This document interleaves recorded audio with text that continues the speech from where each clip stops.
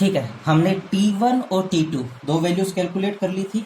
अब हमें इन दोनों में चेंज निकालना है और ये चेंज आना चाहिए। ठीक है, तो T2 की वैल्यू देखो हमारे पास क्या आई है, 2D divided by C 1 plus V square upon C square, minus T1 की वैल्यू आई है 2D upon C 1 plus V square upon 2C square. ये दोनों वैल्यूज हो गई, 2D अपॉन सी कॉमन आ जाएगा, इनको सोल्व करेंगे तो फाइनली डेल्टा टी की वैल्यू हमारे पास आ जाएगी 2D upon C into V square upon 2C square. ये दो वैल्यू आ गई, इसको फाइनली हम क्या लिख सकते हैं, D V square upon C Q.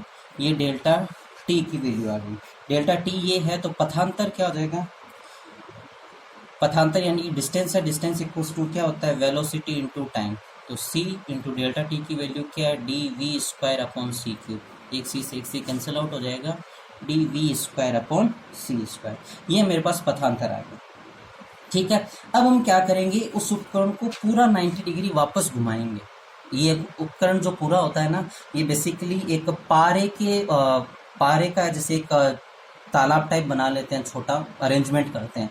ठीक है, उसमें इस उपकरण को रखा जाता है ताकि पृथ्वी का जो मोशन है वो इस उपकरण के मोशन पर इफेक्ट ना डाले। अब इस उपकरण को हम 90 डिग्री एज इट इज क्या करेंगे, रोटेट कर देंगे, यानी ये सिस्टम यहाँ आ जाएगा और ये सिस्टम कहाँ आ गया, नीचे। और ये सब कुछ वापस करके देखेंगे तो हमें सेम कंक्लूजन मिलेगा। तो हम कह सकते हैं कि जो टोटल पथांतर है वो डेल्टा एक्स ना होकर क्या हो जाएगा, 2 डेल्टा एक्स इक्वल्स टू क्या हो जाएगा, 2 D V square upon C square. और ये किसके बराबर होगा, एल लैम्डा। जो पथांतर होता है वहीं से हमें क्या है, फ्रिंजें मिलती हैं। व्यतिकरण आपने पढ़ा होगा, संपोषी व्यतिकरण और विनाशी व्यतिकरण, इससे हमें ये रिलेशन मिल जाएगा।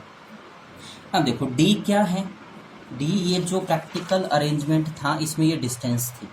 ठीक है, माइकलसन मोरले ने ये डिस्टेंस रखी थी 11 मीटर की, यानी ये एक अच्छा खासा अरेंजमेंट था। डी को क्या रखा था, 11 मीटर। ठीक है, जो लैम्डा है यानी हम जो लाइट यूज कर रहे हैं उसका जो तरंग दैर्ध्य है तो 5890 इंटू 10⁻⁻10 मीटर का लिया गया था। वेलोसिटी रखी गई थी 3 इंटू 10⁻⁴ मीटर पर सेकेंड। ये वेलोसिटी किसकी है, यदि आप ढंग से देखोगे तो ये पृथ्वी का रेखीय वेग है। हम जो कह रहे हैं ना, c माइनस वी और c प्लस वी, तो जो वेलोसिटी v है वो पृथ्वी का वेग है। और c हमें पता ही है 3 इंटू 10⁸ मीटर पर सेकेंड। यानी इस फॉर्मूले की सारी वैल्यूज हमें पता है। जब ये सारी वैल्यूज यहाँ पर पुट करेंगे हमारे पास n की वैल्यू आ जाएगी 0.37। यानी कि जब आप उपकरण को 90 डिग्री घुमाते हो तो फ्रिंजों में विस्थापन 0.37 का आना चाहिए। यदि ये विस्थापन आ गया तो ईथर माध्यम होने की पुष्टि हो जाएगी। ठीक है, लेकिन माइकलसन मोरले ने एक्सपेरिमेंट किया, ये तो मैथमेटिकली कैलकुलेट है, लेकिन जब उन्होंने इन्हीं कैलकुलेशन पे बेस्ड एक्सपेरिमेंट किया और टेलीस्कोप पे देखा तो इन्हें फ्रिंजें नहीं मिली। इन्हें एज इट इज क्या है, व्यतिकरण देखने को मिला। ये फ्रिंजें इनको नहीं देखने को मिली, जबकि जो उपकरण, जो एक्सपेरिमेंटल सेटअप इन्होंने कहा था वो बहुत ही ज़्यादा एक्यूरेट था। ठीक है, इसकी एक्यूरेसी इतनी थी कि फ्रिंजों में 0.01 का एरर आ सकता है, इससे ज़्यादा एरर नहीं आएगा। माइकलसन मोरले ने बहुत टाइम तक अलग अलग जगह पर ये प्रैक्टिकल करके देखा, लेकिन कहीं पे भी उनको ये रिजल्ट नहीं मिला जो मैथमेटिकली मिलना चाहिए था। ठीक है, तो फाइनली माइकलसन मोरले के जो रिजल्ट है वो फेल माने गए और इन रिजल्टों को कहा गया नेगेटिव रिजल्ट। माइकलसन मोरले के जो रिजल्ट आए उनको क्या कहा गया, नेगेटिव रिजल्ट कहा गया। अब यदि नेगेटिव रिजल्ट है तो हम इसकी स्टडी क्यों कर रहे हैं, तो वास्तव में नेगेटिव रिजल्ट नहीं थे। इनको आगे एक्सप्लेन किया गया आइंस्टाइन के अपेक्षिता सिद्धांत के बाद, स्पेशल थ्योरी ऑफ रिलेटिविटी के बाद इनकी इस चीज को एक्सप्लेन किया गया। क्लियर है। अब हम बात करते हैं कि अपेक्षिकता का जो विशिष्ट सिद्धांत है वो क्या है, या उसके जो अभिग्रहित है, पोस्टुलेट्स है, वो क्या है।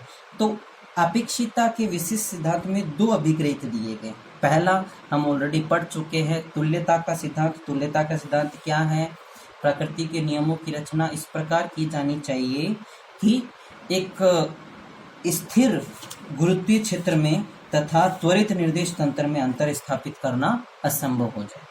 ठीक है, तो ये पहला अभिग्रहित था। ये अभिग्रहित एग्जाम में एज इट इज पूछे जा सकते हैं, इसलिए इनको इम्पोर्टेंट मान के करना है। सेकंड पोस्टुलेट दिया था कि मुक्त आकाश में न तो किसी भी पिंड का द्रव्यमान कांस्टेंट है, ठीक है, ना दूरी कांस्टेंट है, ना ही समय कांस्टेंट है, जो न्यूटन ने हमें बताए थे कि कांस्टेंट है। आइंस्टाइन के पोस्टुलेट्स में क्या कहा गया कि ये तीनों ही चीज़ें कांस्टेंट नहीं है। यदि कुछ कांस्टेंट है, यदि कोई यूनिवर्सल कांस्टेंट है, तो वो है स्पीड ऑफ लाइट, ठीक है। फिर आप कहोगे कि इट मीन्स किसी भी ऑब्जेक्ट का द्रव्यमान, कोई ऑब्जेक्ट है, हमने कोई ऑब्जेक्ट बनाया तो उसका द्रव्यमान कांस्टेंट नहीं है, बिल्कुल नहीं है, लेकिन उसका द्रव्यमान जो है वो कब परिवर्तित होगा, जब उस पिंड का वेग या उस पिंड की वेलोसिटी प्रकाश के वेग की तुलना में हो जाए। हम आगे डेरिवेशन करेंगे जिसमें हमारे पास आपने 12th क्लास में के रिलेशन पढ़ा होगा, m=m0 डिवाइडेड बाय 1 - v²/c²। विद्युत आवेश के निश्चरता के नियम में पढ़ा था कि विद्युत का आवेश निश्चर रहता है लेकिन द्रव्यमान निश्चर नहीं रहता। तो ये जो डेरिवेशनल फॉर्मूला है वो अब हम यहाँ कैलकुलेट करेंगे, ठीक है। तो ऐसा ही द्रव्यमान का फॉर्मूला आता है, ऐसे समय के फॉर्मूले, मेन ये टर्म है, समय के फॉर्मूले में भी ये टर्म आएगी और दूरी के फॉर्मूले में भी क्या आएगी, ये टर्म आएगी, लेकिन जो प्रकाश का वेग है वो परिवर्तित नहीं होगा, ठीक है।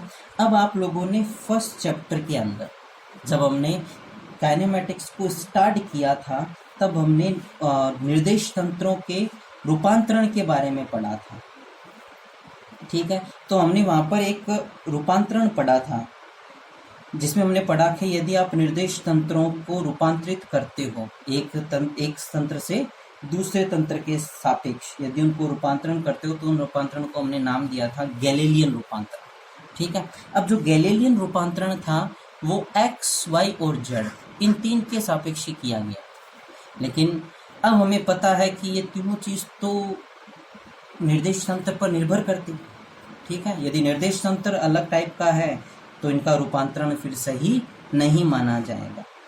तो फाइनली लोरेंज ने रूपांतरण दिया। लोरेंज ने कहा कि आप रूपांतरण कीजिए लेकिन सिर्फ और सिर्फ x, y, z पे नहीं कर सकते, आपको एक चौथा पैरामीटर लेना पड़ेगा, टाइम। फिर फाइनली लोरेंज ने नया रूपांतरण दिया जिसमें उन्होंने x, y और z के साथ साथ टाइम को भी क्या किया, रूपांतरित किया, ठीक है। तो नेक्स्ट क्लास में हम लोरेंज रूपांतरण के बारे में बात करेंगे।